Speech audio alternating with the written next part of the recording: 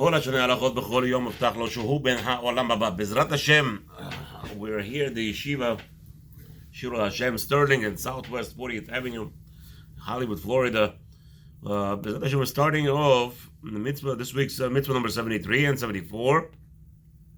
Mitzvah 73 is going to tell us the prohibition from Torah to eating a tarifa, which we'll discuss right now.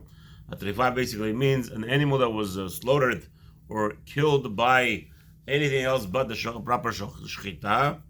And mitzvah number 74, prohibition of a judge hearing litigants while the other litigant is not present, which is Yisod Doraita. This way he will not be swayed. We'll see. The mitzvot are today, Sunday, the first day of the week, the 14th of Rishwan, first day of the week of Parashat Shabbat Vayera. We'll be discussing. Will be actually Mugdash B'ezrat Hashem. The mitzvot will be Mugdash Le'ilui Nishmat, all the people who have passed from the Jewish nation, all together. Those who don't have anybody to say Kaddish for them, or they didn't have any Chas V'Shalom, they didn't have left any children to pray on their behalf or to learn on their behalf. So B'ezrat Hashem, hopefully we will, Hashem will take this Torah today and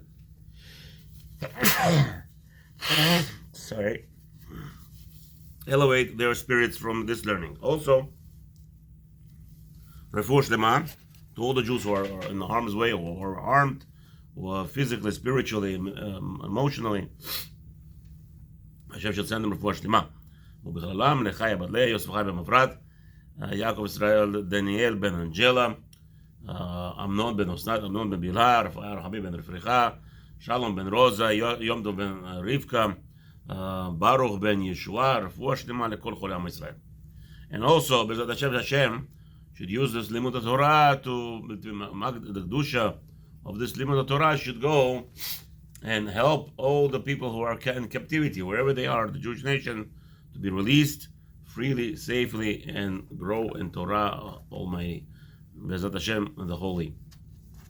Hashem, the Almighty, should give them speedily free them without any delay any longer.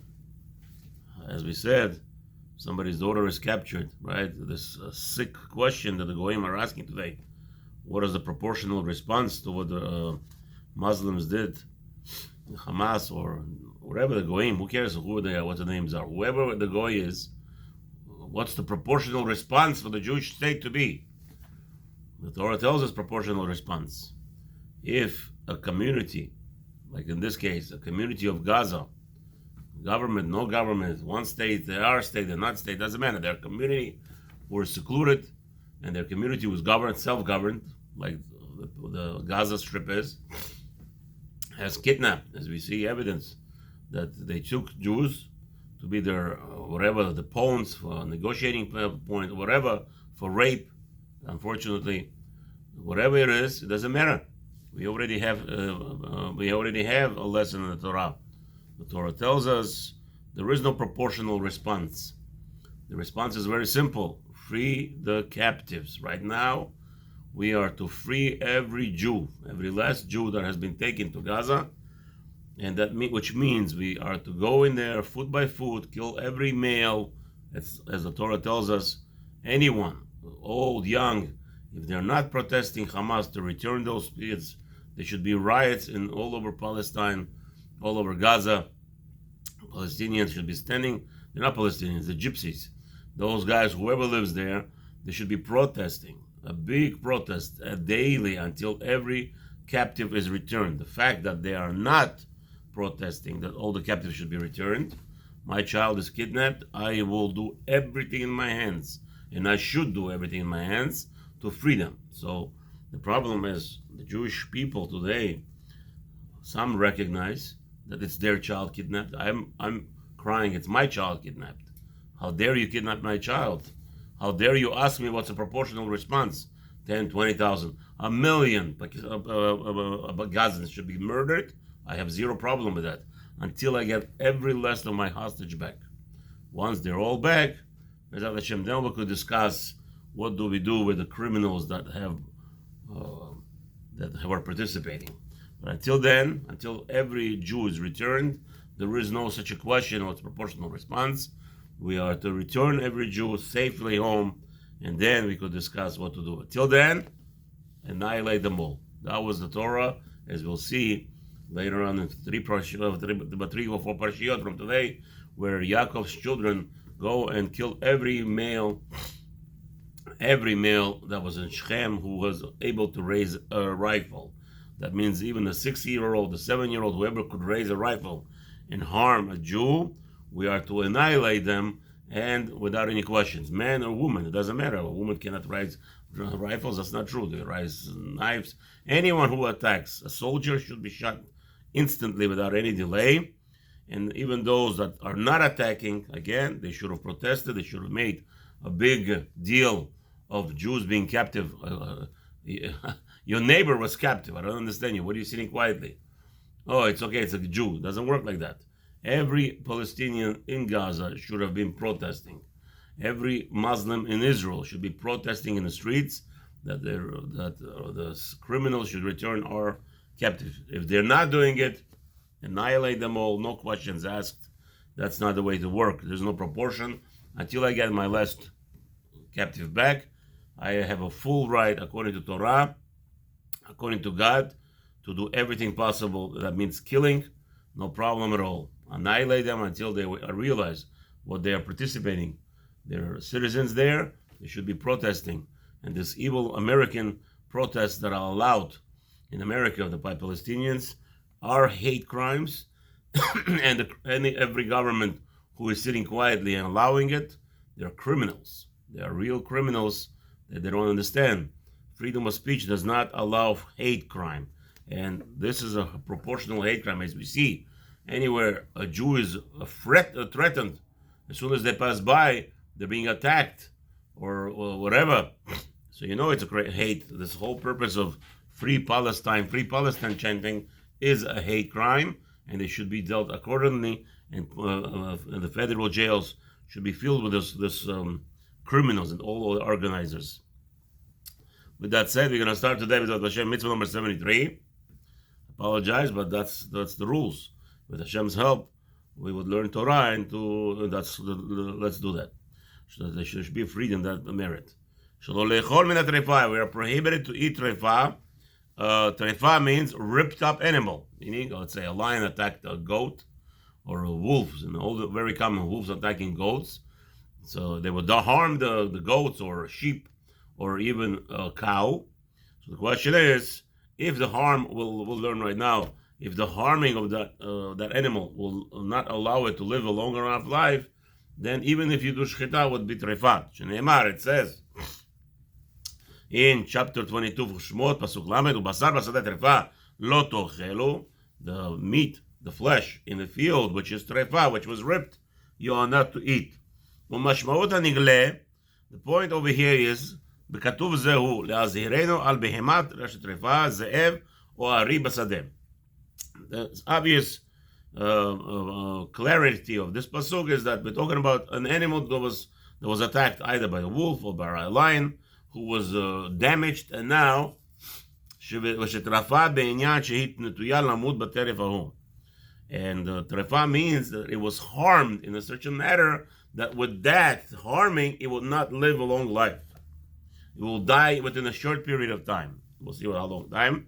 דוודאי אין במשמע שנגע בראש אוזנה או תלש בצמרה שתקרא טרפה בכך.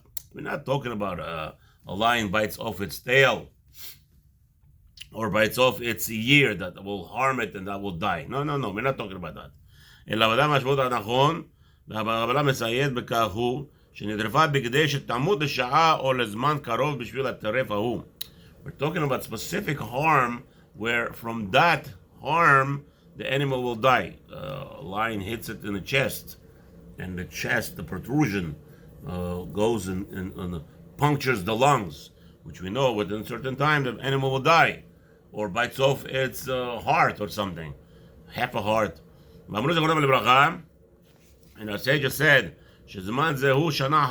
what is the allowance time for animal to be decided if it will live or not? So we say we have a general rule. We could determine via the eye observance to see how long will this animal stay alive. And not necessarily only, obviously, a lion or a wolf attacking. Let's say a cow fell down and there was a nail stuck right into its lungs. That's one of the ways. All right, and they took out the nail. So after a certain time, the lung will get filled because the structure, the molecules have been damaged, and therefore there is now secretions growing in the lung. And within 12 months, for sure, the animal will not stay alive because it won't be able to breathe. Will not have clarity of that. It will die. Well, okay, that's even just a nail harm or something else, or an animal falls down and through the heat, it breaks the ribs going into the lung. A lot of things could happen, and obviously all of that could be determined only. Obviously, if you see a wolf attacking a lion or a lion attacking the cow, you could see the damage. You could determine it yourself, understand. Right? And even then, maybe it was just a scratch, maybe it was just a little tap. Okay, so all that is determined by your eyesight. Now, most of the other things where the animal falls down, a nail or a screw or whatever, those could be determined by after the shchita, where the shochet takes a knife, makes a bracha. And it's not called bracha lebatala because he's doing the shchita, right? Ala shchita is making the bracha on shchita. So if it turns out to be not kosher, it's not bracha lebatala because the etzem, the fact that he did shchita, that was what he breast. ועוד יש להבין, לכל מבין כי לא תקפיד התורה שכשהגיע לתרפות זה על ידי זאב או אריה או דוב, אלא שתאסור כל בהמה המוכה מכה המביאה אותה לידי מוות על כל הפנים. As we said, it's not necessarily only by animals, even any smite, any hitting that a cow sustains that will harm or the animal. Anyway, והם המכות שמענו אותם חכמים שהם ממיתות וכמו שבא במשנה. Okay, and there the Mishnah over there, Mishnah where we're talking about Chulin, Masechta Chulin, page 42, first side, says over there, Zakla, Kol she'en kamoa chaya trefa, right? וזה שאמר הכתוב בשדה לאו דווקא, אלא שדרך הכתוב לדבר לעולם ובשדות דרך בהמות לטרוף. The Torah tells us in the field, not necessarily in the field, anywhere, right? At home, the animal just slipped and broke its neck. I mean, anything. Okay, but the Torah spoke specifically what was general. You find animals in the fields, but anywhere harm that cause harm to happen to the animal that will make it trefa is asur. The Torah always talks what's general. What is always permeating. Animals are always in the field, so the Torah tells you if you find a trefa, a ripped up animal or harmed animal in the field. וגם כן יצטרך לכתוב השדה כדי ללמד בו עוד דברים אחרים רבים. Teach other lessons here. כי דברי התורה נדרשים לכמה פנים. The Torah is explained in many different ways. התלבשו מבחוץ לבוש מלכות שש ומשי ורקמה טהורים ומבשנים. Okay, the Torah is elaborating sometimes, goes into different elements. כמו שכתבנו, ועל בשר מן החי שבכלל טרפה הוא. What about an animal is alive, a person, Hadas Vashalom, goes and carves a little piece of meat of the back of the cow and goes and grills it, fries it, salts it and grills it, and that's also going to be from trefa because now this animal, this piece of meat was not kasher. Now there is a difference. Of course, there is some cases where you might think it's allowed, but still the Torah tells you must kill the animal first. Let's say, for instance, we know for a fact that if an animal was born inside the mother after shchita, meaning after the shecht of the animal, now the baby was born. So that baby is ever minachai. That animal is ever from tahor, from shechted animal. That animal, while it's still alive, you don't have to do shchita anymore. You could just you don't have to worry about it. You don't have to check its lungs, nothing. Kill it and eat it without any problems. Now, what happens if the guy decides that animal, he could carve out a piece of meat and eat from it? That's going to be Yisur Doraita of Ever Minachai, because the Torah prohibits us to eat while the animal is alive, even though it's kosher, right? Even though if I just kill it, hit it in the head, knock it out and kill it, but without shchita, that animal that was born from already shchita, that animal that was already, her mother was declared, or his mother was declared kosher, it was a kosher shechita, and now this animal that's walking around, even though you are allowed to eat it without shechting it, still you cannot take off pieces and eat from it ever min hachai, which the Torah is a different prohibition. What is the purpose of this? Why does Hashem care? Well, Hashem says eat, right? Hashem commanded me, go eat. What does he care how I eat? Trefa, not trefa. So let's see. No. We have to understand that anyone who eats trefa, his soul actually gets karet, he gets ripped apart, his neshama gets ruined, and that's the point of this. That the whole activity that a person does in this world is according to his soul, and the food goes directly, nurtures the soul. And without food, right? The food, a person cannot fulfill any tasks in this world. Therefore, the food has to be something that comes to sustain it and not to, compromise it. באמת כי האל לא ירע, אבל ייטיב לכל. הקדוש ברוך הוא doesn't want to give us harm, he wants to give us good. נמצא כי הגוף בין ידיה כמו הצבת ביד הנפח, אשר עמו יוציא כלי למעשהו. ובאמת כי בהיות הצבת הזהב חזק ומכוון לאחוז בו הכלים, יעשה האומן טובים. ואם לא יהיה הצבת טוב, לא יבואו לעולם הכלים מכוונים, זה נעים. ונעים. Again, הקדוש ברוך הוא wants to use us and utilize our bodies. We should utilize it. He wants to implement that there should be good in this world. So therefore, first of all, our body has to be pure. Our body has to be cleansed. Our body has to be strong and beautified. And therefore, Hashem doesn't want our bodies to have any deficiencies, any delinquencies. Therefore, what happens is if the body is missing any support, physical support to it, there it's going to diminish the purpose of our bodies. Therefore, Hashem would distance us, which is our bodies, from anything that will cause any harm to us.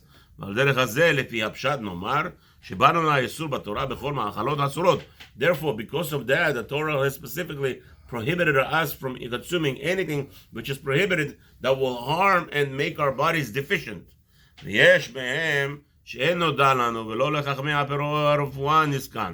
And some of them we don't understand it, and not even medical scientists or doctors, they don't understand it. And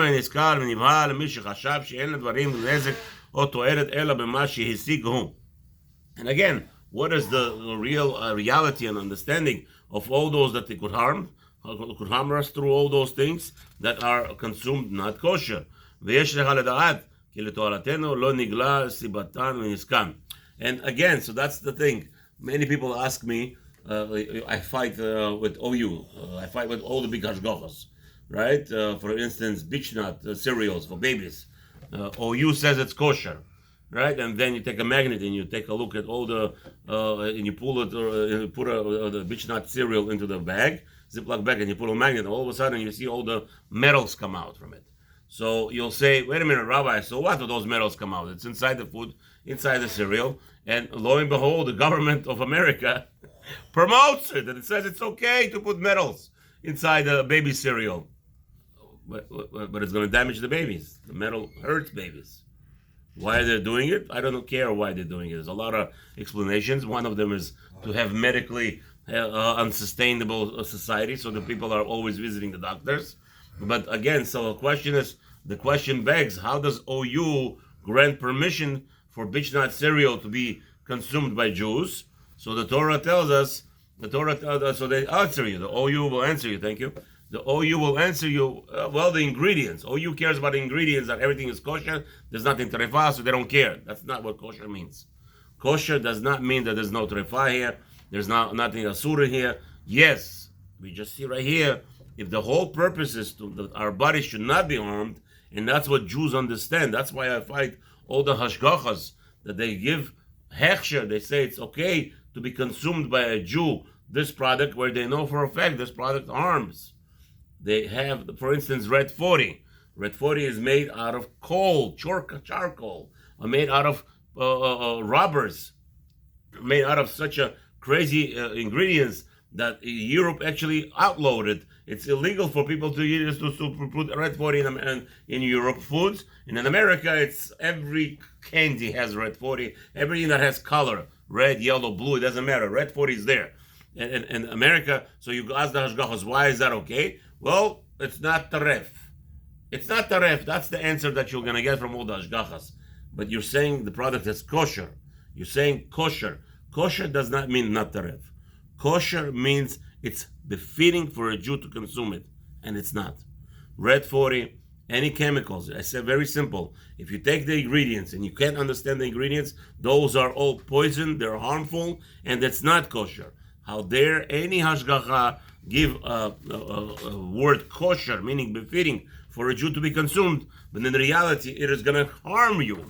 Again, go back to the foundation of the mitzvah. Why does Hashem command us to eat the things that are not harming us or harming our soul even, right? What's the difference between you buy a cow from a Jewish rabbi or you buy a cow from a regular goyish shchita? It's the same cow. No, the spirituality, that the fact that they didn't kill the cow properly, they shocked it, they shot it, whatever there is, they didn't perform such a aspect called shchita, which elevates the animal up to the level where will be allowed to eat from it.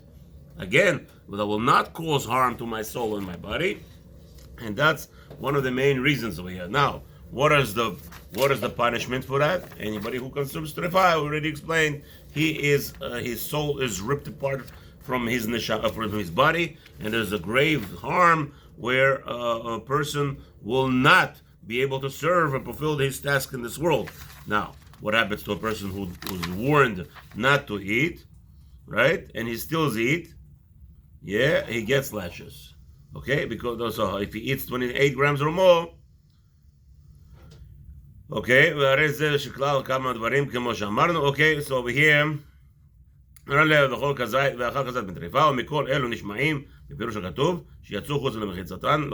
so the person, every kazait, he is warned, any 28 grams that he eats, and he's prohibited to eat it and continues eating it, he gets lashed for it, and it doesn't matter, woman or man. Mitzvah number 74, a judge is prohibited to listen to one litigant over while the other is missing.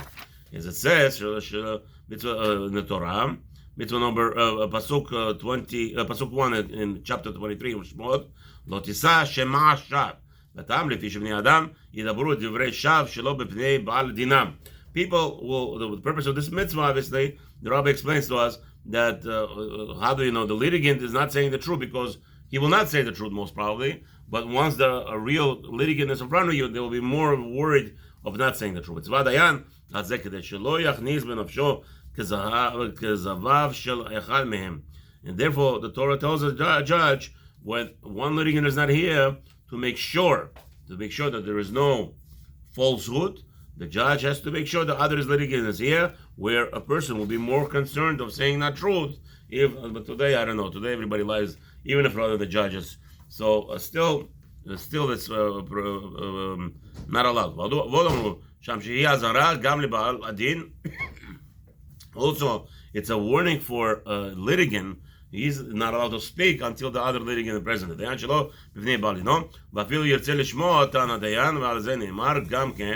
Torah also tells us over there in Shmot, Pasuk Zayin, Midvar Sheker Tirchak.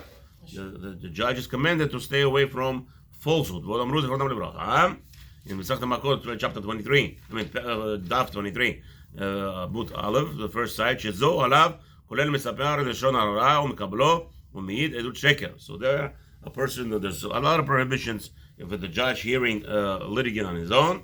Shorish Mitzvah Yadua Ki HaSheker Nit'av V'Neilach B'Einei HaKol. We have to understand that lying permeates, and people appreciate lying, they love lying, they enjoy it.